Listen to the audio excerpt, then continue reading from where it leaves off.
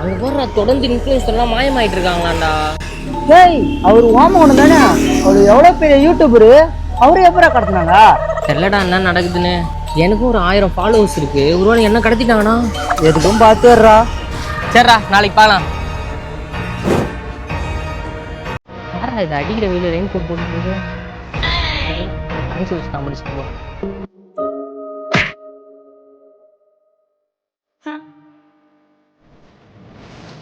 ஏய் யாரா நீ? யாருடா இல்லடா யாரு டீடா. ஏங்க என்ன நடத்துனீங்க? ஏங்க இந்தாம்மா 90% ஆம்பளை. இதுக்காக தாண்டா உங்க மாதிரி ஆளுங்களை கடத்துறேன். உங்களால தாண்டா என் வாழ்க்கையே வீணா போச்சு. நான் என்னங்க பண்ணோம்? ஒரு நாள் கடைக்கு போனேன். அண்ணா ஒரு மஞ்சத்தூள் கொடுங்கண்ணா. இந்த அப்படிமா இந்தாங்கண்ணா 10 ரூபாய். நான் 10 ரூபா தரேன். மஞ்சத்தூள் 3000 ரூபாமா? ஒரு மஞ்சத்தூள் பாக்கெட் 3000 ரூபாவா?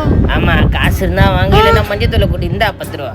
அங்க என்ன நடக்குதுன்னு எனக்கு ஒண்ணுமே புரியாம யோசிச்சுட்டு போயிட்டு இருக்கும் போது தான் நான் உன்னை பார்த்தேன். மஞ்சத்தூள் வாங்கியாச்சு. இன்னைக்கு அந்த வீடியோ பண்றோம், ட்ரெண்டிங் ஆகுறோம். அப்பயே எனக்கு ஒண்ணும் புரியல.